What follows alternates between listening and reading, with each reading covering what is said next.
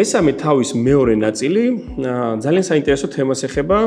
ეს არის პრაქტიკული მიდგომებით, როგორ განვავითაროთ იდეა და ეს არის დიზაინ ფიქრის მეთოდოლოგია, რომელიც მთლიანად კონცენტრირებულია მომხმარებლის პრობლემის აღმოჩენაზე და საბოლოო ჯამში საინტერესო იდეების გენერირებაზე, რომელიც მიგიყვანს შედეგამდე.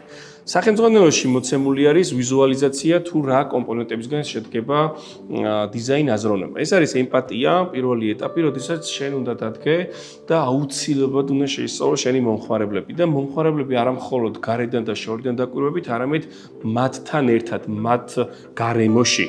უნდა ჩატაროთ ინტერვიუები, უნდა ესაუბროთ რეალურად მომხმარებლებს, უნდა წაიკითხოთ ძალიან ბევრი ან აღმოაჩინოთ სხვადასხვა წყაროებიდან მათი რეალური საჭიროებები და სწორედ აქედან გამომდინარე მიდიხართ პრობლემის განსაზღვრამდე. პრობლემის განსაზღვრის შემდეგ დგება იდეების განვითარების ეტაპი. იდეების განვითარების ეტაპი ისევ მომხმარებლების პერსონებზე და მომხმარებლების საჭიროებებზე არის და მათ წუხილებზე არის დაფუძნებული.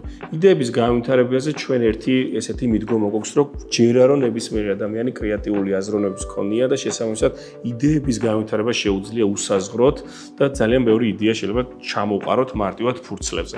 აქ ყველაზე მნიშვნელოვანი გამოწვევა, რაც ჩვენ პრაქტიკაში დაკვირვებით გვაქვს, არის ის, რომ შეგვიძლია დავაგენეროთ მაგალითად 50 იდეა, მაგრამ რომელი ავარჩიოთ და რომელზე უნდა ვიმუშაოთ. სწორედ ამაზე არის სახელმძღვანელოში ერთი ძალიან საინტერესო მეთოდი მოტანილი, როგორიც არის ძალისხმევისა და გავლენის მატრიცა.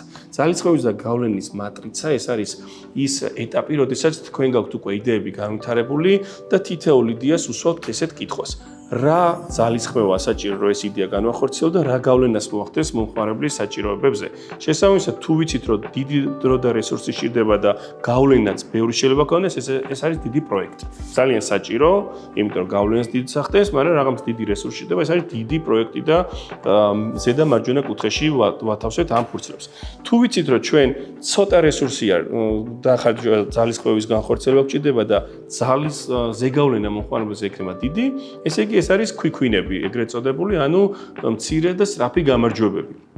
ეს არის ის იდეები, რომელიც აუცილებლად არ უნდა გადადოთ ხვალზე და შორეულ პერსპექტივაში, ეს არის ის იდეები, რომელიც უნდა განახორციელოთ რაც მალე მით უფრო კარგი, იმიტომ რომ ცოტა დრო გჭირდებათ რესურსი და დიდი გავლენები ექნება. ეს შეიძლება იყოს სოციალური ქსელით რაღაცა კამპანიის დაწყება, ვიდრე დიდი ვებგვერდის და დიდი ბლოგის და დიდი კონტენტის შექმნა, ხო?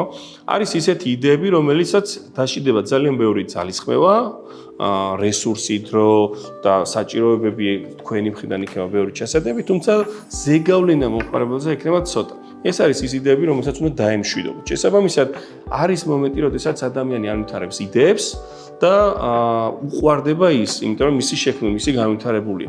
თუ ამ მეთოდს არ გამოიყენებთ, არსებობს ესეთი საშიშროება, რომ მოკედ აკეთოთ ისეთი რაღაცები, რომელიც პრაქტიკაში გავლენას ვერ მოახდენს შედეგებზე და თქვენ ძალიან ბევრ დროს დაგახარჯვებთ. მეთოდოლოგიებში არის ასევე სხვადასხვა საშუალებები აღწერილი, როგორიც არის მომხმარებლის პერსონის შექმნა, როგორიც არის ემპათიის რუკა და ასე შემდეგ. ეს უკვე სახელმძღვანელოსთან მუშაობის პერიოდში გაიცნობით და გამოიყენებთ. მნიშვნელოვანი არის, რომ გაითვალისწინოთ, რომ იდეების განვითარება არის მენეჯმენტის უმნიშვნელოვანესი რგოლი, რომელსაც ჭირდება მეთოდოლოგიები. სხვა შემთხვევაში შეიძლება ბევრი დრო დაკარგოთ ტყუილად, ასე რომ მიყევით სახელმძღვანელოს.